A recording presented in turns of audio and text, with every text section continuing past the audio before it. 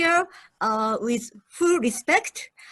We are very honored and also to invite His Excellency Hailemariam Desalegn, former Prime Minister of Ethiopia, and also one of the key authors of the book, serving as an advisory board member of the Brenthurst Foundation. We are very much kind of honored to listen to your thought and perspective as a former policymaker and also actively engaged in the dialogue with the various key political leaders. Thank you very much, please.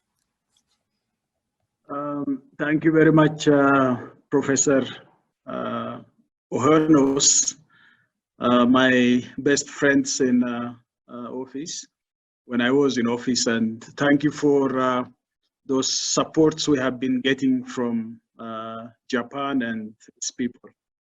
First of all, my colleague and friend, Dr. Greg, has mentioned some of the stories which we have been trying to bring Asia's experience and to inspire African leadership and African policymakers. I will focus on Ethiopia's desire and action to learn from Asian experiences, mostly learning from East Asian lessons. It started early on, by the fact that the government, the ruling party, has come as a guerrilla fighter, and it happened to be in the helm of power. And so there was a search for appropriate policy for Ethiopia. And I think this, I give credit to my predecessor, Prime Minister Meles. He was a voracious reader, and he tried to read experiences that can suit to the Ethiopian condition. I think when we talk about learning from Asia or East Asia, and particularly also from Northeast Asia, it doesn't mean that copying whatever is there in Asia. It is only critical examination of its feasibility and desirability of applying them to Ethiopian context and our condition. So therefore, it is mainly of policy formulation and execution and capacity building for that. So to me, I think our experience is based on basically on mindset and methodology that can instruct us to produce a policy package which is appropriate to our Ethiopian context and contents therein. And therefore, we need to have a sequencing issues in place, because we cannot do everything at one time. There is a limited capacity, and we need to improve through the learning process, our implementation and delivery capacity for implementation. So I think these are very important issues, and we already knew that there is a need for a strong country ownership and leadership. So there was and there is a top leaders resolve in this regard.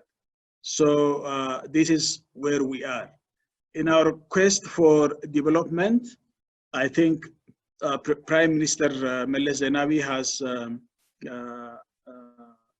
has set a process of studying for development economics, opened up seeking for East Asian development model as suitable for developing countries and specifically for us in Ethiopia. So as the EPRDF is a left-leaning party, we have tried to develop our own in the initial stage. And first we said agricultural development-led industrialization, we call ADLI. That concept began in the first half of the 1990s. And we have tried to implement that in 2000s and early 2000s. We were ready to implement these policies. Therefore, we produced two national plans from 2002 to 2005. We called it a Plan for Sustainable Development and Poverty Reduction Program, which basically it is meant for donor satisfaction and getting some money, because at that time we were in a problem. And the second one was a plan for accelerated and sustained development to end poverty. We call it PASDEP. That was which we have learned a lot from the experiences in Asia. I think the 5 years plan process has begun by internal studying the Northeast Asian experiences, specifically that of South Korea and Taiwan amongst the Asian tigers. And in addition to the ADLI, we came to have a new principle and policy after those studies, the concept of the political economy of democratic developmentalism and democratic developmental state. That has emerged in the mid of 2000s, and Japan, Asian tigers, and general policy direction. So we came to this concept of democratic developmentalism, which is formulated to pursue democratic and market-oriented development, because the country moves from a command economy to a market economy under strong state guidance and globalization pressure, of course. I think surpassing the political economy of rent seeking, as Greg was mentioning, as a good governance principle, that production and investment to flourish by suppressing this rent seeking behavior. So in terms of agricultural and rural development, initially, because we thought that we have a comparative advantage to focus on agriculture and rural development, which later on, of course, we studied and we learned and changed it. But in terms of that, we first went to the new village movement model, you all know, which is called Semwal Udong from Korea, South Korea. That has an integrated rural development model, mainly implemented through community-based development initiatives, and largely successful in bringing about an unprecedented success in the transformation of the country's rural areas and overall economy. So we tried to get into ADLI and taken this initiative. I think this is the first learning initiative we have taken from Asia, and with a careful adaptation, a source of inspiration for us. The main thing is, therefore, a mindset and methodology changes, and it has got a spiritual enlightenment and betterment of conditions for rural people in Ethiopia. That's the example which we have secured from South Korea. The self-help and cooperation among the community under the sponsorship of government was the main thing which we learned. We did have, farmers training centers early on, but that needed a land reform, a social ties among villagers, strong institutional support, and strong leadership and political commitment, and incentive systems that make people to be competitive and among villagers. So we came to try these things, but lack of experimentation of piloting and moving in a very hasty way has created some complications and less result. So we followed a phased approach in this regard.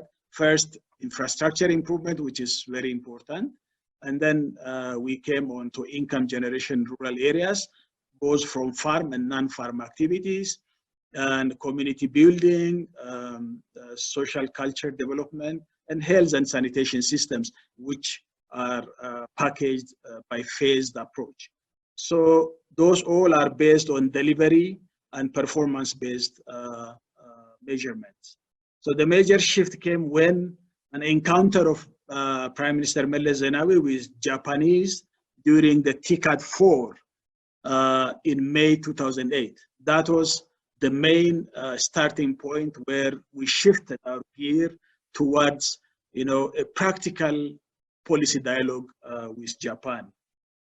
He initiated in July 2008, and GDF and JICA they designed, and the request came from Prime Minister Meles to have a two-track cooperation project. The first one was, of course, implemented in close coordination. The first one was industrial development policy dialogue, and the second is a concrete industrial support program for Ethiopia. We used to say agriculture is the main, and we tried in agriculture. That is true, it's good, but it was not enough. So now for Ethiopia, I think mainly we try to have this two-tracked approach, but very much interlinked and working together. That necessitates an entry point, having a policy menu, where to start and where to go, learning from the Asian experience, especially the East Asian experience. I think that has necessitated to have a legal and policy framework in place for fast industrialization, which is very important. That framework is necessary. And the second one was, what can we do with industrial human resources? Our education system, training systems, and mindset changing works, including our technical vocational education and training. All those things are important ingredients. What are the policies therein, and how can we change all this thing? It was very important. And the third one was enterprise capability, enterprise management, and technological transfer and advancement is one of the issues in enterprise capacity and capability development. Of course, financing of industrial development was also one of the major issues that needs a policy formulation. And we also saw that domestic private sector is at initial, a very nascent stage. Therefore, FDI attraction is major thing which we have to focus without neglecting the domestic private sector transformation. So I think this also needs a policy direction. And finally, linking to markets and business linkages is a very important aspect. And finally, innovation is a critical one. So these 7 entry points were selected, and I think that these were where we started our dialogue with our partners from Japan. We have 3 phases. We had 3 phases of dialogue. Of course, that still continues on. The first one was a dialogue where Ethiopian leadership has been inspired already. I would like to thank Dr. Greg in this regard. Our book is mainly to inspire African countries to move into getting lessons and learning lessons from Asia, and then go to specific dialogue which we have been doing with Japan. So the next stage of this book leads us to the experience we are having in Ethiopia with this dialogue program with Japan. I think the dialogue was at the Prime Minister's level, both with Prime Minister Meles and myself when I was Prime Minister. Meeting also discussions with senior advisors, ministers, state ministers, and finally those technocrats and policy makers and partners at the third stage. So that was how we conducted this process. There is huge difference between studying the content and trying to apply by just having a literature review and getting some lessons out of that. And the main shift we have made during the dialogue was formulation of policies and its organizational arrangement. This is very important. And the specific policy issues and also action-oriented dialogue, which helps to implement those policies which we learn through the course of this dialogue. In phase 1, I think we started in October 2008, and that has gone up to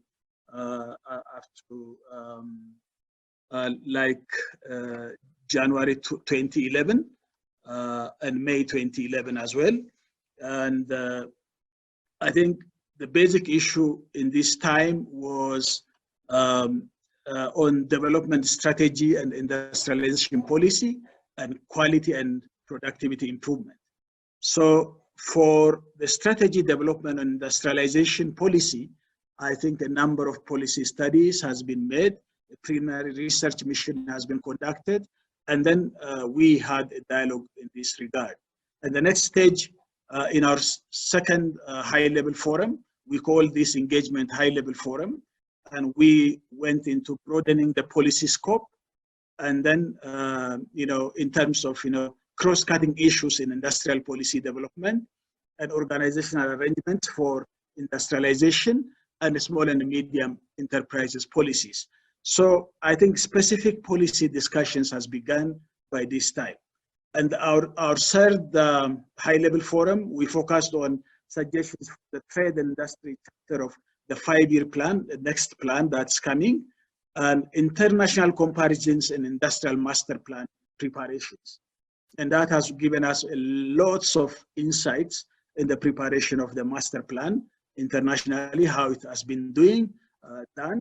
And we designed our own industrial chapter of the 5-year plan properly. So in the fourth high-level forum, we had a draft plan of industrial sector for 5 years. And that was the beginning of our guiding map for both getting the Asian experience and working for our own Ethiopian condition. And in this regard, I think we came to understand the basic metals and engineering industrial policies, and we learned from Asian experience and how Ethiopia can go into this part, and also draft of chemical subsector for the 5 years plan. These are lessons we got from, especially from South Korea, the theory and the practice of South Korea in this regard, that I don't need to go into details. But we did this with the support of GRIPS and JICA in getting proper survey, and we did it properly. The second one is on quality and productivity, and that was a Kaizen training and Kaizen pilot projects, and also institutionalizing the Kaizen principles and concepts into our existing manufacturing. So the GTP one, which is a Growth and Transformation Plus One, which started in 2010 to 2014, 15. So, and we clearly set out this. But through this course, I think with the support of Professor Ohono and his group, his team, and JICA, we also got Singapore's experience with productivity movement and lessons for Ethiopia. So I think, again, a new kind of productivity movement, in addition to Kaizen, as a comparison has been studied, and we were lucky to do so. And Kaizen and institutionalization also has gone in parallel. So by so doing, I think we were able to get lessons in our 7th high-level forum on policy procedures and organizations. I think policy making is a process by itself, and the lesson is a quick fix doesn't work. So it takes something like a year's engagement with all stakeholders necessary, with proper policy procedures and organizational aspects of it. So the organizational structures of our Ministry of Industry and the linkage with other ministries, all this has been put in place so that the policy formulation becomes clean and effective. And therefore, international comparisons on policy making and organizational aspects of it with high priority development strategies has been in place, and we got a very good lessons. And finally, I think our Ethiopia's industrialization drive under GTP1 was in place, and we discussed on it. And micro and small enterprise development strategy was in place, and achievements in Kaizen also was evaluated. and Kaizen dissemination plan and institutionalization has also been properly underlined and discussed.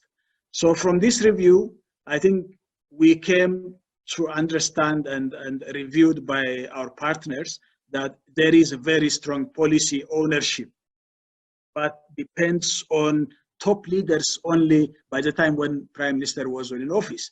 So that has to be institutionalized. So that was the major issue that this dialogue has brought, and we try to institutionalize those things. And strong state guidance and the guidance of the private sector. Of course, the policies we put in place are properly established, that the private sector is an engine of production and investment and an engine of growth, but it contends the state must use its authority to guide private firms away from rent seeking and towards investment, technology, and global competition. So I think this is one of the areas where we came up in the first phase of our industrial policy dialogue. And then internalization of skill and technology is top priority, and that was also the other one. And the fourth one is policy scope expands as policy learning process goes in, it proceeds. So that is it. And the first one was a literature review and trying to implement after the literature review, but later on sending young, practitioners and officials to South Korea to get experience from there, bring that experience to us. But the most important aspect is initiating our policy dialogue with Japan. So I think this has brought a very good lesson to Ethiopia. In our phase one, it followed the same methodology, support the implementation of GTP1, and support the formulation of the next 5-year plan, or GTP2, was the main aspect, and still 3-level dialogue approach has been followed. Parallel to this, I think Kaizen capacity building for dissemination, because we have already established some experiences and results out of the quality and productivity movement through Kaizen. So that quality and productivity improvement has to be disseminated, and that was the main reason for phase 2. And now specific policy issues came in phase 2, export promotion policy, because our industrialization is export-led industrialization, and we need to have an export promotion policy dialogue. So assessment of Ethiopian investment and export policy was the main issue in the beginning of first high-level forum in January 2012. 3 policy directions about Ethiopian export promotion was prepared and proposed, that the export issue should be integral part of the industrial policy, and demand orientation rather than just a general supply side policy for export, but it should be demand driven and demand orientation. So we have to reformulate therefore the existing policy in terms of incentives modalities for export producers, and expanded menu for export and customer-oriented export promotion. So we learned experience of export promotion from development countries, and paper was presented, and export promotion policy of Ethiopia, and industrial zones in terms of export promotion was discussed in our first phase. So I think following this export promotion in our next high-level forum, also we focused on suggestions from the East Asian perspective, especially the Malaysian experience with FDI promotion. So we followed FDI policy to be properly formulated, and the East Asian experience from Malaysia was beginning to launch this program. So we're targeting light manufacturing FDI from Asia, strategic FDI marketing issues, and also improving investor support services in domestic institutions. A new investment law and Ethiopian Investment Commission reform program was launched after this dialogue. And in our fourth dialogue, I think FDI-based technology transfer, because in some areas, we learned that FDI doesn't bring any technology transfer to the country, and therefore we focused on technology transfer in FDI-based technology transfer, and that linkages. And experience in domestic private sector capacity building in Indonesia was used, how the domestic sector can transfer technology from the FDI linkages. So I think that was the main issue. And again, FDI-linked technology transfer, a search for a model most suitable for Ethiopia has been made, and that policy has been formulated. So I think we went into a very specific issue in terms of FDI promotion. Now, in our FIBS high-level forum, we have seen international comparison of manufacturing performance vis-a-vis that of Ethiopian manufacturing performance. So that has shown us a very huge gap, and that gap has to be filled. So there came a hand-holding program for local enterprises capacity building as a policy instrument. So that learning was there. So therefore, this one was a domestic private sector in manufacturing as an entry because there was a political struggle within the ruling party that we are attracting foreign direct investment, but we are killing our domestic sector because our domestic sector was very nascent in terms of manufacturing. So I think we have tried to resolve that conflict through domestic private sector transformation program with the support of our partners. And I think the lessons were very stark.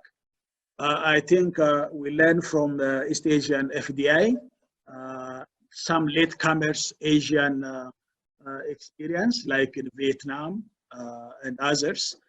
That was our focus on our high-level forum, the sixth one. Then came in January 2015, a GTP2 issue. And we agreed that in GTP2, we have to go a little higher, where we have to have a productivity and competitiveness chapter in GTP2 in a proper, of course, through the process of dialogue and GTP2 preparations, the party and the government policy makers, there was a huge argument in this regard. We haven't fully embraced the dialogue we have made during the formulation and approval process, but in any case, this chapter was one of the chapters in GTP2. An experience of industrial zone development was the major one in this one, and also developers in Asia in industrial parks was one of it. The Vietnamese experience, the Thailand's experience, India and Myanmar's experience has been introduced, and we learned a lot from that. And now the result of our existing industrial parks is because of that. Of course, a team of separate study has been launched with leadership of Dr. Arkabe and his team for industrial parks development from Asia for specific policies on industrial parks, hands-on the implementation of those policies. And I think the result was still good. But recently, I think we have to see the implementation of it in a critical way. So dialogue on GTP2 has begun, and so I think towards industrialization with quality, because that is a learning step. We have moved somehow learning some experiences through the course of this dialogue. So it all showed us that industrial policy learning is an evolving process, and even then, it's a very complex process and shouldn't be seen just by literature review. It should be seen with a specific policy and specific actionable strategies, and then implementation strategy and delivery for the results. So it should be a performance-based thing.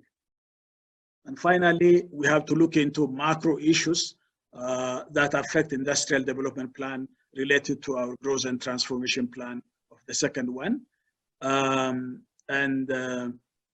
We have tried to look into industrial policies in GTP2 and Hawassa Industrial Park as one of our industrial parks that is seen as a model. But largely, what I can say now is, I think our trial to write this book, Asia Inspiration, is simply to inspire African countries to learn from Asia, but this learning process needs a rigorous, continuous, and developmental approach.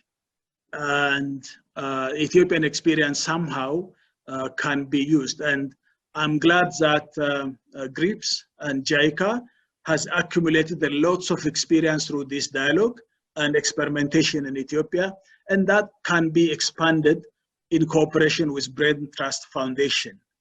And I think, Greg, I can see from this discussion, we can collaborate with GRIPS and JICA to work together in those countries who are interested and inspired to emulate the best things from Asia and avoid those things that has to be avoided from the experience of Asia. So having said this, I think this platform is a beginning that we can learn from each other and cooperate to further help African countries how to develop a proper working industrial policy and its implementation. I thank you. Thank you very much, Your Excellencies Hailemariam. We are really happy to be able to have a really honored opportunities to work under your leadership. And also, I think that you mentioned the importance of methodologies and also content and doing concrete actions. And so really sharing those experiences with us is very useful.